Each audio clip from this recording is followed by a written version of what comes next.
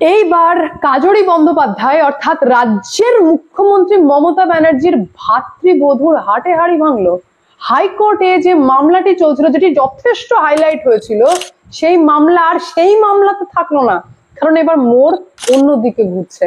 আরো বড় সড়ো বাঁশ খেতে চলেছেন মুখ্যমন্ত্রী মমতা ব্যানার্জির ভাতৃবধূ কাজরি বন্দ্যোপাধ্যায়। কারণ তিনি যে সিদ্ধান্ত নিচ্ছেন, অর্থাৎ তিনি যে পজিশনে বসে আছেন, সেই পজিশন সম্পর্কেই তো সন্দেহ রয়েছে। অর্থাৎ ওনার বৈধতা নিয়েই তো কোয়েশ্চেন উঠছে যে ব্যক্তি শিক্ষার সঙ্গে যুক্তই না, সেই ব্যক্তি কলেজ পরিচালন সমিতির সভাপতি অর্থাৎ মাথা কিভাবে হতে পারে, এই প্রশ্নই তুললেন হাইকোর্টের বিচারপতি বিভাস পট্টনায়ক। সমস্ত খবরের ডিটেলসে যাওয়ার আগে নমস্কার, আমি অদ্বিতীয়া রয়। আজকে আবার চলে এসেছি আমার ছোট্ট ইউটিউব চ্যানেল সঙ্গে অদ্বিতীয়ায়। আপনাদের সকলকে প্রণাম ও ভালোবাসা জানিয়ে আজকের লাইভ আমি এখান থেকে শুরু করার আগে 10 সেকেন্ডের একটি ভিডিও মমতা ব্যানার্জির পুরনো, সেই ভিডিও একবার চালিয়ে দিয়ে যেখানে সততার প্রতীক মমতা ব্যানার্জি প্রমাণিত হয়ে যাবে, তারপর আমরা বিস্তারিত জানবো। দেখুন, আমার দরকার নেই এক পয়সা, বারবার আমি বলি, আমার প্রয়োজনে আমি দলের নির্বাচন করবার জন্য আমি লোকের কাছে আঁচল পেতে টাকা নেব। আজ পর্যন্ত বলতে পারবে না আমি কোনো গভর্নমেন্টের কাজে বা কারো কাছ থেকে আমি এক পয়সা নিয়েছি, কোনো কারণে। সোশ্যাল মিডিয়ার যুগ হওয়ায় না এই সমস্ত নেতাদের ভীষণ চাপ হয়ে গেছে। আমি তো একটাই কমেন্ট করব, সেটা হচ্ছে যে আর টালির বাড়ি না রেখে এবার যদি দোতলা মোটামুটি পাকা বাড়ি করে নেন তাহলে খুব একটা অসুবিধা হবে না, কারণ বাংলার মানুষ হজম করে নিয়েছে। টাকা আপনি আঁচল পেতে নেবেন না, আঁচলটা বাড়ি বাড়ি পৌঁছে যাবে, আপনার দলের লোকজন বাড়িতে ঢুকে পড়বে, সেটা অন্য কথা। কিন্তু এই যে সজ্জন পোষণ, না আমি অভিষেক ব্যানার্জির কথা বলছি না, আমি এখানে ভাতৃবধূ কাজরি বন্দ্যোপাধ্যায়ের কথা বলছি, যাকে নিয়ে মামলা কলকাতা হাইকোর্টে চলছিল এবং যেখানে দুটি প্রশ্ন উঠবে। একটা হচ্ছে ওনার বৈধতা নিয়ে, উনি যে পজিশনে বসে রয়েছেন সেটার বৈধতা নিয়ে প্রশ্ন তুলেছেন বিচারপতি বিভাস পট্টনায়ক, এবং দ্বিতীয় মামলাটি কে করছিলেন জানেন? রাজ্যের অ্যাডভোকেট জেনারেল কিশোর দত্ত। কারোই মামলা করছেন মুখ্যমন্ত্রী মমতা ব্যানার্জির ভাতৃবধূ কাজরি বন্দ্যোপাধ্যায়কে নিয়ে। মানে ভাবতে পারছেন যে পাওয়ার থাকলে কি পরিমাণে ইউজ করা হয়।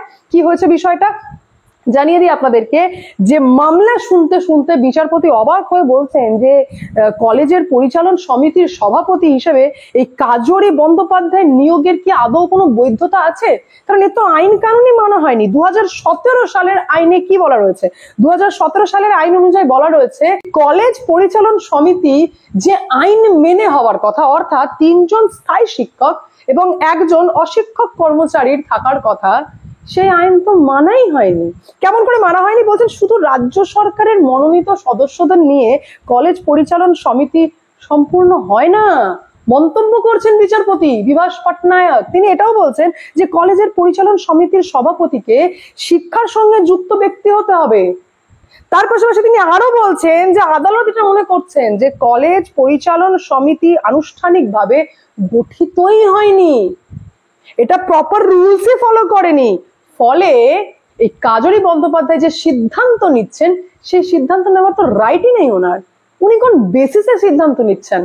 সেই কারণে হাইকোর্ট থেকে বিভাস পট্টনায়ক বিচারপতি তিনি এই সোকজ নোটিশ যেটা জারি করেছিলেন কাজরি বন্দ্যোপাধ্যায় প্রিন্সিপাল শ্রাবন্তী ভট্টাচার্যের বিরুদ্ধে, সেখানে অন্তর্বর্তী স্থগিতাদেশ দিয়েছেন। এবার আপনাদের মনে কোয়েশ্চেন আসতেই পারে যে হঠাৎ করে একই কলেজের সভাপতি আর প্রিন্সিপালের মধ্যে এরকম মার্কাটওয়ালা সিচুয়েশন কেন, এত কেন অশান্তি চলে এলো? এই অশান্তির কারণই হচ্ছে কি, প্রিন্সিপাল শ্রাবন্তী ভট্টাচার্য সঠিকভাবে ভোট করাতে চেয়েছিলেন কলেজে। উনি তো জানতেন, ওনার বোঝা উচিত ছিল যে আমাদের রাজ্যে এই সমস্ত হয় না, আমাদের কলেজে সমস্ত ভোট হয় না, আমাদের কলেজে তো সমস্ত কিছু চলে। কিন্তু উনি তো ডেট ঘোষণা করে দিয়েছিলেন 11 জুন, যে নর্মালি কলেজের যে গভর্নিং বডি যেভাবে নির্বাচিত হয় সেইভাবে হবে, ইলেক্টেড হবে, হুট করে চলে আসবে না কেউ। কিন্তু তার আগের দিনই হঠাৎ করে উপস্থিত হন মানস কবি, যিনি আশুতোষ কলেজের প্রিন্সিপাল, উপস্থিত হন কাজরি বন্দ্যোপাধ্যায় কাউন্সিলর, আর উপস্থিত হন Sarthak Banerjee head clerk of Ashutosh college. এসে চরম দাম্ভিক ব্যাপার, হুমড়ি তুমড়ি ব্যাপার, এমন থ্রেট দিলেন, এমন থ্রেট করলেন প্রিন্সিপাল শ্রাবন্তী ভট্টাচার্যকে যে উনি শেষ পর্যন্ত হসপিটালে ভর্তি হতে বাধ্য হলেন। হসপিটালে তো ভর্তি করাই হলো, এবার তো কাজরি বন্দ্যোপাধ্যায় বলে কথা, মুখ্যমন্ত্রীর ভাতৃবধূ, উনি আরো বেশি করে তার পাওয়ারটাকে ইউজ করলেন যে শুধু হসপিটালে ভর্তি হলে তো হবে না, তুমি ডেট ঘোষণা করেছো মানে ইয়ারকি ইলেকশনের, সেই কারণে সোকজ নোটিশ জারি করা হলো যে এবার কলেজ থেকে পুরোপুরি বিতাড়িতই করে দেবো, মানে পাওয়ারের ফুল ইউজ যাকে বলা হয়, মিস ইউজ বলবো না, ফুল ইউজ করা। সেই কারণে ন্যায় বিচারের জন্য শ্রাবন্তী ভট্টাচার্য গেলেন হাইকোর্টে, দ্বারস্থ হলেন ন্যায় বিচার পাওয়ার জন্য। এখন দেখার বিষয় হচ্ছে যে বাস ইন্টেনশনালি এই কাজরি বন্দ্যোপাধ্যায় নিজেই নিজে নিয়ে নিলেন, কারণ হ্যাঁ এ তো পুরো পর্দাফাঁস, এ তো পুরো দুর্নীতি ওপেন, ওনার পদটাই তো বৈধ নয়, উনি সভাপতিই তো বৈধভাবে নয়। সুতরাং আমরা এবার অপেক্ষা করব যে কতটা টাইম লাগে, পদ তো এনার যাচ্ছেই, বাস তো ইনি খাচ্ছেনই, আর তার পাশাপাশি এক্সট্রা মুখ্যমন্ত্রী মমতা ব্যানার্জির এই যে সজ্জন প্রীতি সেটাকে আরো বেশি করে রাজ্যের সামনে হাইলাইট করে দিলেন। তো বদনাম তো অভিষেক ব্যানার্জি অ্যাওয়ে, চারিদিকে তো সজ্জন প্রীতি এমনি ঘুরে বেড়াচ্ছে। শুধু এখানেই শেষ নয়, আমাদের রাজ্যের বেশ কিছু গুণ রয়েছে। কেমন গুণ রয়েছে? যেমন আমাদের ইলেকশনের না বেশ কিছু মডেল আছে। আমাদের ইলেকশনের ইভিএম এ দেখবেন যে ওই দলীয় প্রতীকের সামনে যেখানে আপনি বাটন দিয়ে ভোট দেবেন সেখানে কালো চিট মারা থাকে, ব্ল্যাক টেপ মারা থাকে, কিন্তু তারপরেও ইলেকশন যাতে সুস্থভাবে হয়, সঠিকভাবে হয়, সেই কারণে ভোটারদের আস্থা ফেরাতে নির্বাচনী প্রক্রিয়াকে আরো বড় সড়ো পরিবর্তন এনেছেন ইলেকশন কমিশন, জাতীয় নির্বাচন কমিশন। এবং সেই পরিবর্তনের মধ্যে যেটা করেছেন সেটা হচ্ছে যে এবার ইভিএম এর ব্যালট পেপারে শুধুমাত্র দলের নাম আর দলীয় প্রতীকই থাকবে না, এবার প্রার্থীর রঙিন ছবি পর্যন্ত থাকবে, যাতে সঠিকভাবে আপনি কাকে ভোট দিচ্ছেন সেটা যেন কনফার্ম হতে পারেন। দেখুন ইভিএম নিয়ে একাধিক প্রশ্ন উঠেছে, যেটাকে নিয়ে একাধিকবার ক্ল্যারিটি দিয়েছেন জাতীয় নির্বাচন কমিশন। তো এবার আরো স্বচ্ছতা করার জন্য প্রার্থী রঙিন ছবি লাগাবেন, যে কারণে বুধবার দিন অলরেডি নির্দেশিকা জারি করে দিয়েছেন যে ইভিএম 1961 এর বিধি 49B এর অধীনে ব্যালট পেপার তৈরির নির্দেশিকা সংশোধন করেছেন যাতে ভোটারদের ভোট দেওয়া আরো বেশি স্বচ্ছ হয়।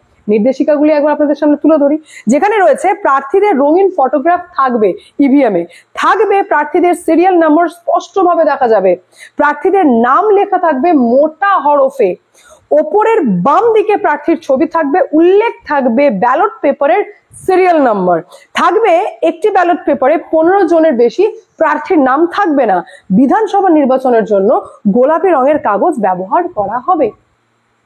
এই সমস্ত বিধি তো বুঝলাম, চেষ্টাও ভীষণ করা হচ্ছে, কিন্তু সব থেকে বড় যে কনসার্ন আমরা, যে আমাদের রাজ্যে ভোট কিন্তু সুস্থভাবে হয় না। আমাদের রাজ্যে বুথে সিসি ক্যামেরা থাকতে পারে, কিন্তু সিসি ক্যামেরা ঘোরানো থাকে অন্যদিকে, মানে ওটা সঠিক দিকে থাকে না, যেখানে থাকার কথা উল্টো দিকে থাকে, প্রার্থীর নামের ওপর ব্ল্যাক টেপ থাকে, এরকম বিভিন্ন জিনিস ঘটে। আর তারপর তো আবার বাইরে পুলিশ প্রশাসন বাদে তৃণমূল কংগ্রেসের ব্যক্তিগত যে প্রশাসন তারাও মোটামুটি পাহারাতে থাকে। তো আমরা আশা রাখবো শুধুমাত্র স্পষ্ট এবং স্বচ্ছ ভোট না, সুস্থভাবে যাতে ভোট হয় সেই দায়িত্বেও জাতীয় নির্বাচন কমিশন নিক, কারণ অন্যান্য রাজ্যের মতো পশ্চিমবঙ্গ রাজ্যের ভোটকে গুলোলে হবে না। যদিও সঠিক জায়গা ধরে ফেলেছেন জাতীয় নির্বাচন কমিশন, সেই কারণে পশ্চিমবঙ্গকে এক্সট্রা নজরদারিতে রেখেই ইলেকশন করানোর কথা উঠে আসছে সূত্রমহল থেকে। যাই হোক, আপনাদের মন্তব্য অতি অবশ্যই কমেন্টের মাধ্যমে জানাবেন। আমি এখানে এন্ড করি, দেখা হচ্ছে নেক্সট ভিডিওতে। ভালো থাকবেন, সুস্থ থাকবেন, সংজ্ঞা দ্বিতীয় চ্যানেলকে অতি অবশ্যই সাবস্ক্রাইব করবেন, কারণ একটাই, যা হবে স্পষ্ট হবে।